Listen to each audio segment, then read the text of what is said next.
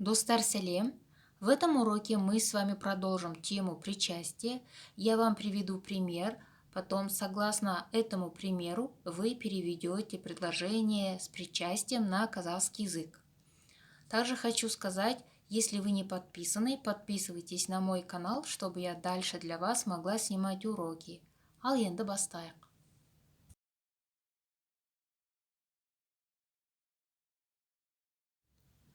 Хочу сделать небольшую рекламу. Я выпустила сборник слов и словосочетаний казахского языка для начинающих, для тех, кто начал изучать казахский язык. Если вы хотите приобрести, можете написать на WhatsApp по номеру 7 707 508 98 35. Стоимость сборника 2800 тенге, с доставкой по Казахстану 4000 тенге. У меня есть друг, его зовут Мурат, на казахском будет «Менің досым бар, оның аты Мурат».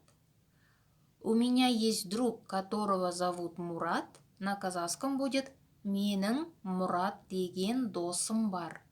«Менің Мурат деген досым бар». Значит, которого зовут, на казахском будет слово «деген». У меня на канале недавно вышел урок на тему «деген». Если не смотрели, можете посмотреть. В описании оставлю ссылку. Следующее предложение. Мой друг знает эту девушку. Ее зовут Сәуле.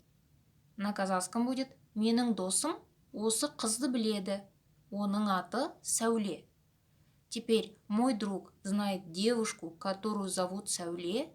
Как мы составим это предложение на казахском языке? Можете остановить видео, подумать. Мой друг знает девушку, которую зовут Сәуле. Менің досым Сәуле деген қызды біледі. Менің досым Сәуле деген қызды біледі. Которую зовут деген. У людей есть аллергия, адамдардың аллергиясы бар. Они пьют лекарства, олар дәрі ішеді. Теперь люди, у которых есть аллергия, пьют лекарства.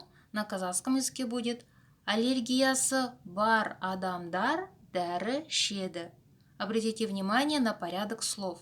Аллергиясы бар адамдар дәрі ішеді. У которых есть, это бар.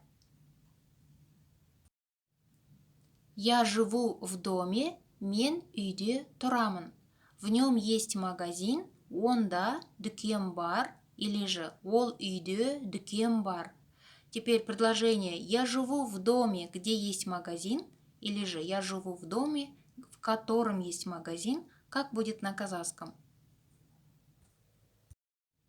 Я живу в доме, где есть или в котором есть магазин. На казахский язык переводится «Мен дүкені бар, үйде тұрамын».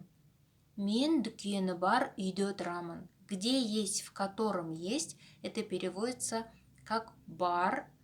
Также обратите внимание на слово «дүкен». Оно принимает притяжательное окончание третьего лица потому что дом, то есть магазин дома, үйдің дүкені. Но слово «үйдің» мы не пишем, но пишем окончание третьего лица, поэтому мы знаем, что это магазин дома. Я знаю эту студентку. Мен бұл студентті білемін. У нее нет удостоверения личности, оның жеке куәлігі жоқ. Теперь я знаю студентку, у которой нет удостоверения личности. На казахском будет мен жеке куәлігі жоқ студентті білемін. Мен жеке куәлігі жоқ студентті білемін. У которой нет, жоқ. Это мой знакомый. Бұл менің танысым. У него нет кредита. Оның кредиты жоқ. Теперь у тебя есть знакомый, у которого нет кредита? На казахском как мы скажем? У тебя есть знакомый, у которого нет кредита? Сенің кредиті жоқ танысың бар ма? Сенің кредиті жоқ танысың бар ма? У которого нет? Жоқ. Ты видел это фото? Сен мына фотоны көрдің бе? О нем спрашивал мой старший брат. Ол туралы менің ағам сұрады. Теперь, ты видел фото, о котором спрашивал мой старший брат? На казахском будет: сен менің ағам сұраған фотоны көрдің бе?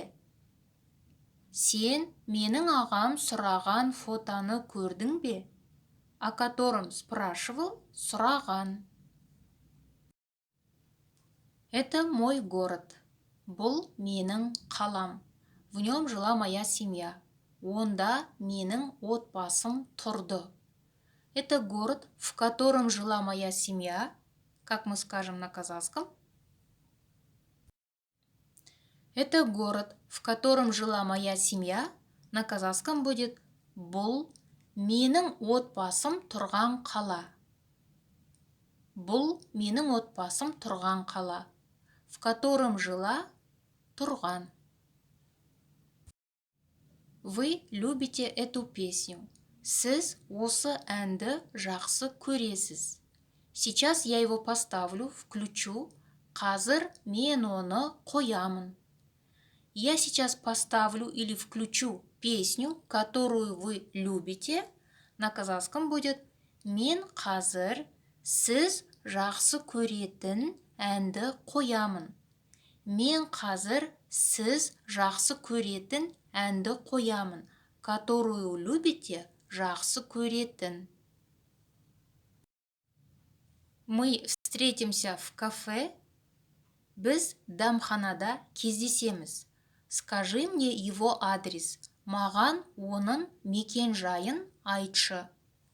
Скажи мне адрес кафе, в котором мы встретимся. Как скажем на казахском? Скажи мне адрес кафе, в котором мы встретимся.